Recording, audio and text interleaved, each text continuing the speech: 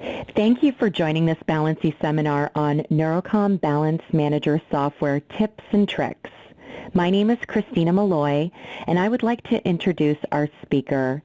Kevi Ames is a physical therapist consultant for Natus Medical and has been a Neurocom Balance Manager system user since 1992 and has been teaching the Neurocom Clinical Integration Seminar since 1997.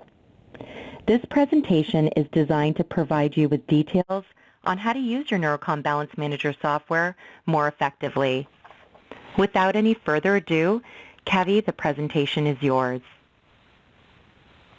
Thank you, Christina, and thanks for joining us today. First, we'd like to talk about our objectives for this e-seminar. Today, we are going to start with navigating the main menu and the desktop. We are going to talk about sequence training and the view history feature, adding evaluation notes, combining reports, sharing anonymous patient data, backing up your data and file management, how to zoom in, and much more. First, we'd like to start with the main menu. The main menu screen is where you can find out which system you are running, including the software and all of the configurations on your particular Neurocom Balance Manager system. What you can see here is that a fully loaded Neurocom Balance Manager contains both a clinical module and a research module. Now, most of our customers have the clinical module. If you have the research module on your system, it's because you have ordered the research module separately. We're not going to discuss the research module here today, but if you are interested in doing research and learning more about that, you can certainly talk to your local Neurocom representative.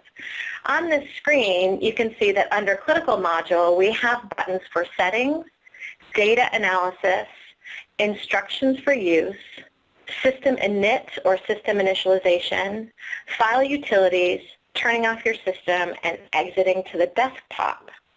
As we go through this presentation today, we will be touching on all of these different buttons that you can choose directly from your main menu from your Neurocom system. One of the most important but yet least used buttons on the main menu is the Instructions for Use button. The Instructions for Use is if you click on Instructions for Use, you get a PDF document that actually tells you all of the things that we are going to go through in our presentation today. The Instructions for Use gives you the specifics on how to navigate through your Balance Manager system. This is a very, very important document. I encourage you to take a look at it the next time you're at your system.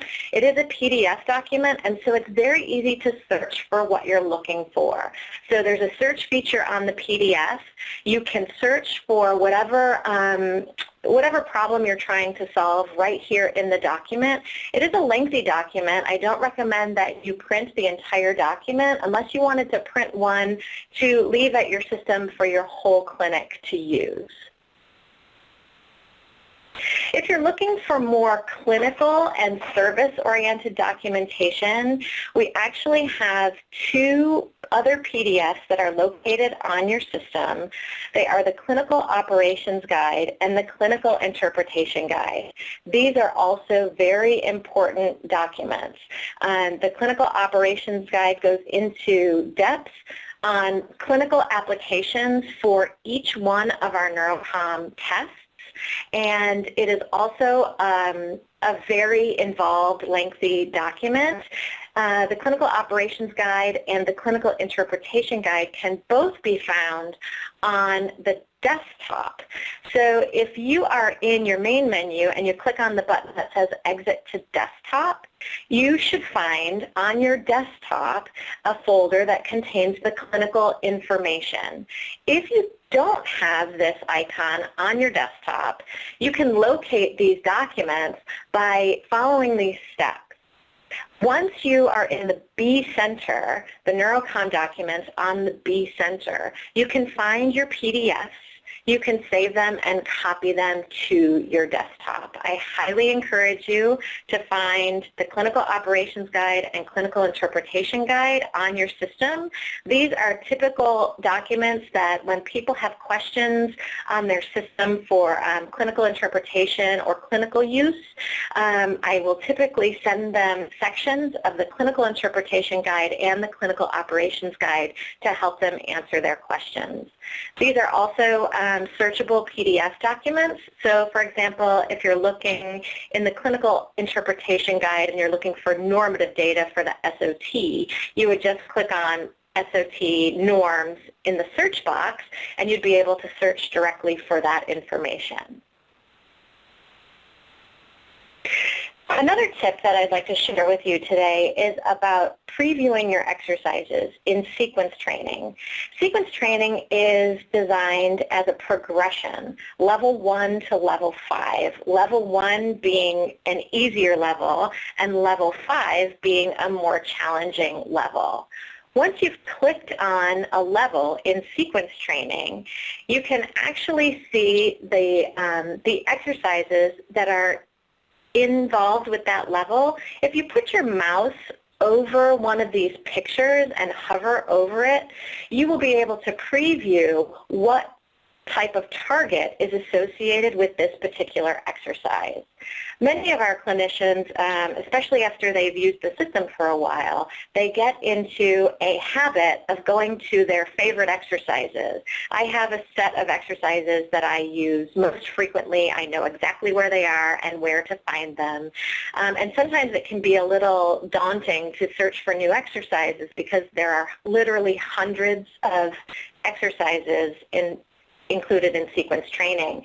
But an easy way to preview the exercise is just to hover your mouse over one of the pictures and you can see exactly what target configuration is associated with that particular exercise.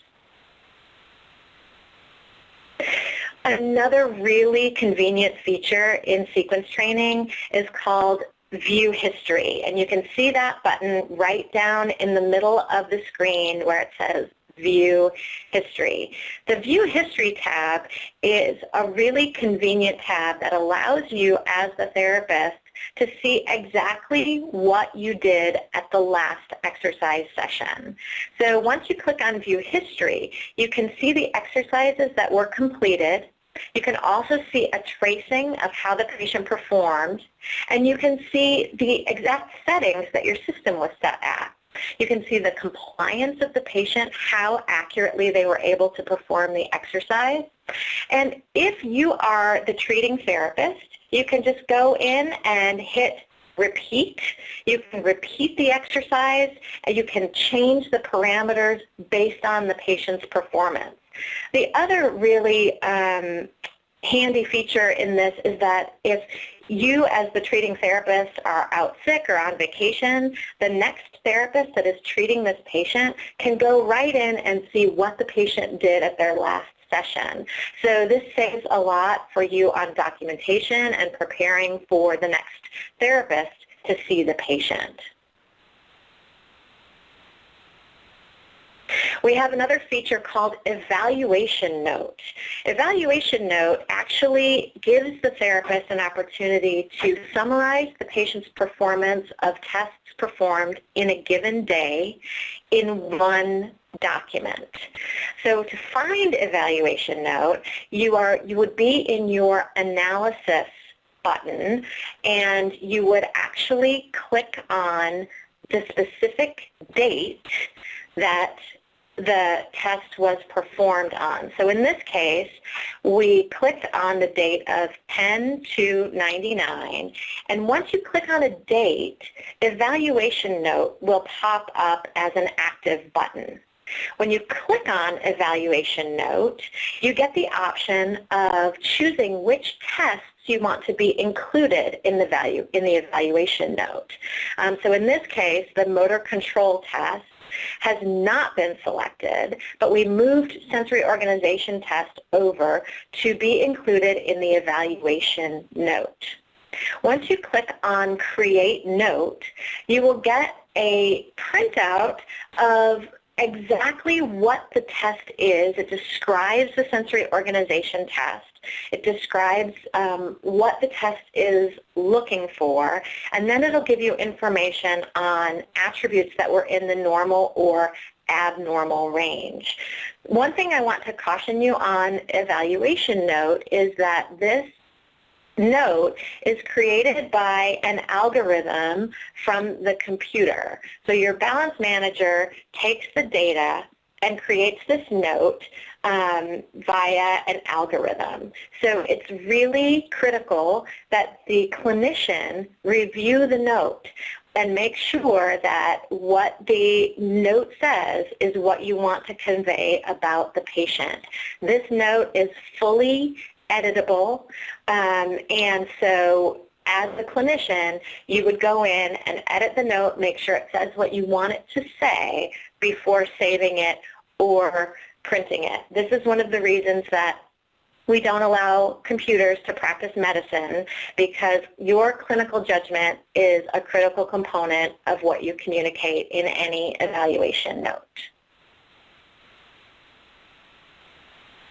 Another feature that some people are not aware of is that we can combine reports.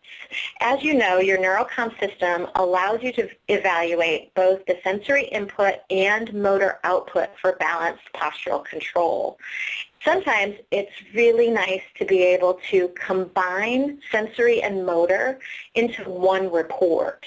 In order to do that, when you are in your analysis button, you would highlight the two tests that you want to combine. So you can combine limits of stability as the motor test with the modified CTSIB as the sensory test. You would highlight both of those tests, and then in view option, you'll see that you can get a summary.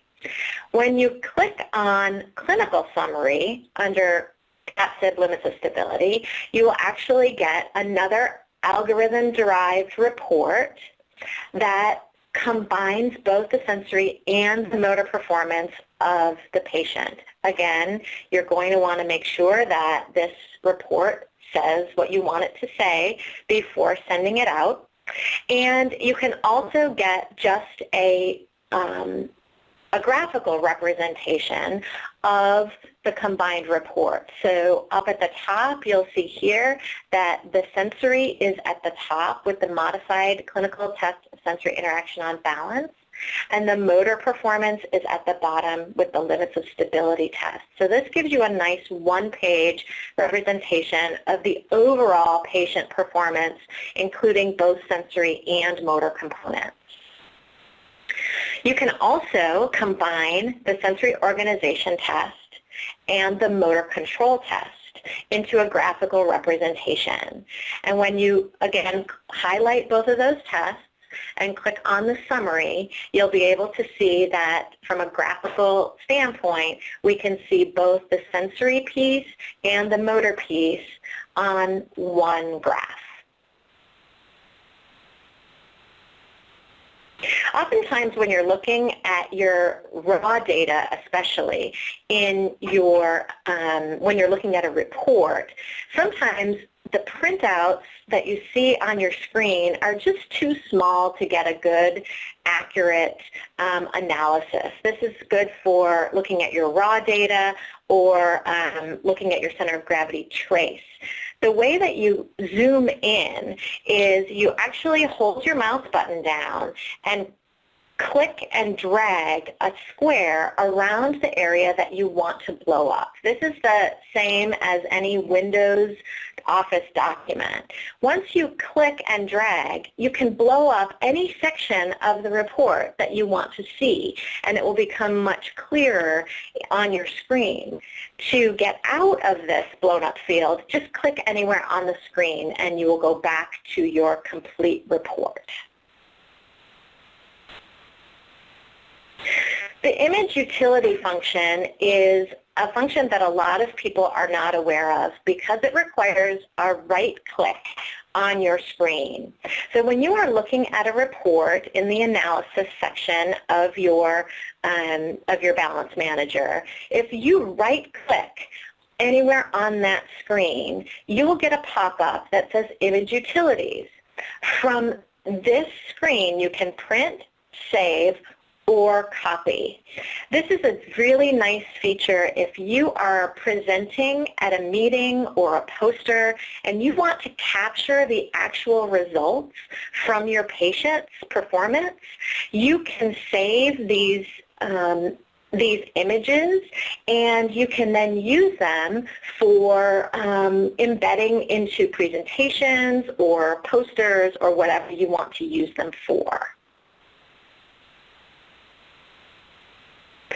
Sometimes when you're in the clinic and you get some data that is not clear and you want some help to analyze it, or you want to share some data with a colleague, you can do that. And in order to maintain our HIPAA compliance regulations, you want to blind the data.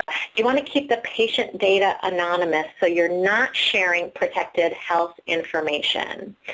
To get to this screen, you are back on the main menu, and you're going to click on Data Analysis. That will bring you into this screen where you can choose a patient. So in this case, the first patient is highlighted, and you click on Analysis. When you click on Analysis, you get the option to mask the patient information.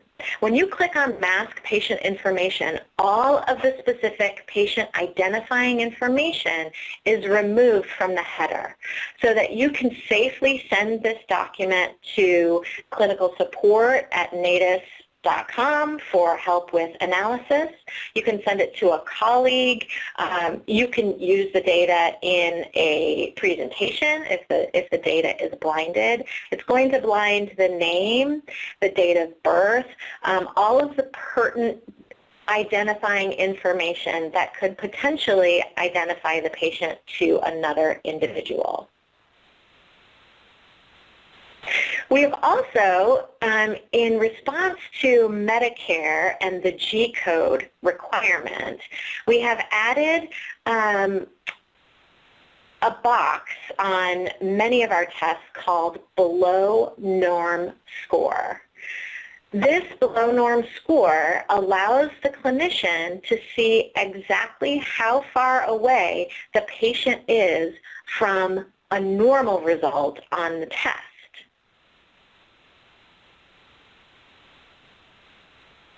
The below norm score will have nothing underneath it if the test is within the normal range. So here's an example of a modified clinical test for sensory interaction on balance.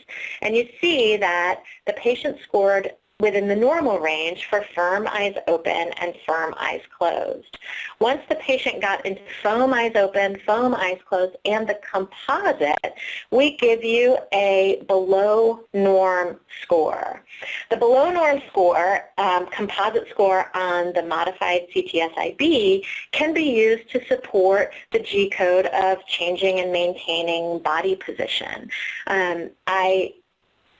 I caution you that these percentages cannot be directly applied to that severity modifier for your G code. This is one tool that you can use to support your modifier, but remember that these tests are impairment-based tests and the G codes are functional skills-based tests. So this would just be a way that you can, another tool that you can use to support your clinical judgment when creating a severity modifier for your G code. If you've forgotten what that below norm score means, if you put the mouse button over the below norm score and just hover it there, the description will come up for you to remind you of what the below norm score indicates. Sometimes when you have a lot of patients in your database, it can be hard to find the patient that you're looking for. If you're to find a specific patient or to sort by a specific diagnosis, you can actually click on the Quick Find feature, and you can sort the patients by name, by diagnosis, by operator, and if you sort by patient name, and then in the box that says neuropathy, you write out the first few letters of the patient name, all those patients with those letters in their name will be sorted for you so you can find your patients more easily.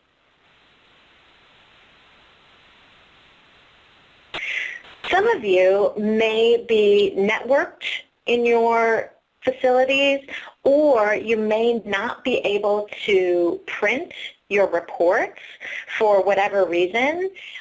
In your settings, you can actually click on a button that says Create PDF File.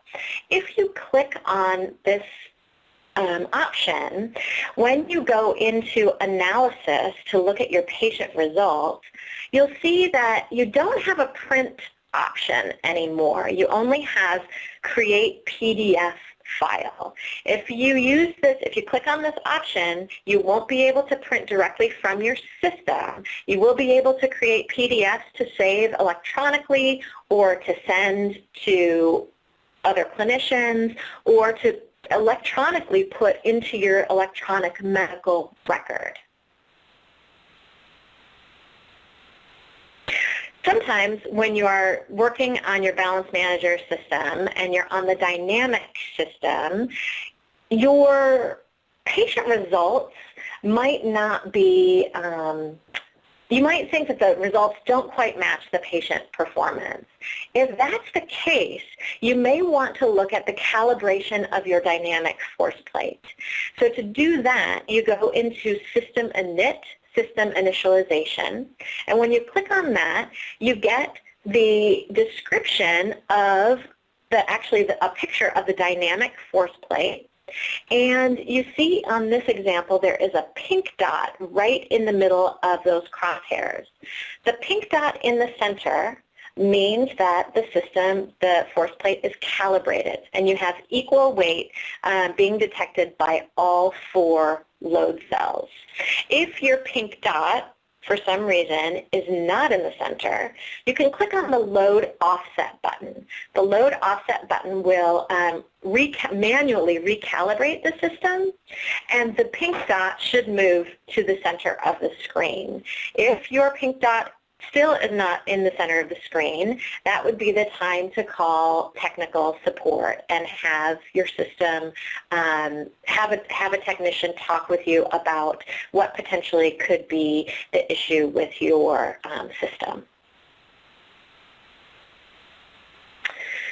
Managing your patient records and data is really an important piece of information that I think many departments are not doing. It's really critical that you have an external backup for your data. The question that we ask frequently in the CIS is, how much data are you willing to lose in the event of some sort of a system failure, a power outage, a power surge, something that could damage your system? We recommend very strongly that you have a regular mechanism for backing up your data to an external system. So to do that, you want to make sure that you have, once you've selected the patients that you want to back up, you have to choose a destination. Where do you want to back up this data? You can back up the data onto a portable, like a thumb drive. You can back up your data onto a CD. You can back up your data onto an external hard drive. Once you've decided where you want to back up your data, when you click on Backup Files, your files will be backed up onto that external data. I always make sure, I check to make sure that the file backup has been successful, and then you can actually delete files from your Balance Manager system to free up some space. Maybe you've treated a lot of patients and you're running out of space on your system, but this is highly recommended that you have a policy and procedure in place to do this regularly in your department.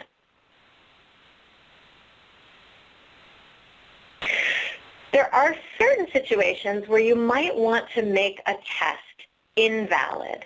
Remember, once you test a patient, that patient data is always associated with that patient file. I've been in situations where a clinician has said, you know, I accidentally tested a patient under the wrong patient file. Can I get rid of that test? And the answer is no. You cannot get rid of a test once you've completed the test. But what you can do is mark the test as invalid. If you mark the test as invalid, that data will not be included in progress reports. That data will always be associated with that patient file, but you will know that that was an invalid test for whatever reason. You would also want to make sure you put a comment at the bottom that indicated why you were marking that test invalid so that there was no confusion from anybody else who was looking for that patient file. When you receive your system, you receive a CD that's called Data Analyzer software. The Data Analyzer CD allows you to look at Neurocom data on any desktop. So if you take this CD and you put it on, say, the computer that you work on that's not associated with your Neurocom system, you download the CD onto your computer, and then if you have data that you want to look at your desk, you can back up your data onto a thumb drive or onto a CD, bring that data over to the other computer, upload it to that computer, and now you have a full version of Data Analyzer on your desktop to look at that data, create reports, and the like, so that you can analyze and manage your patient data from a remote computer. Thank you for your time today. I would like to remind you that if there's anything that we haven't covered that you have an interest in, please do consult the instructions for use that is found on your main menu of your Neurocom system. I thank you for your time today, and I want to point out that we do have other education opportunities available through the Natus Nerve Center website. Thanks very much. Kevi, thank you for all that very helpful information, and this concludes our presentation today.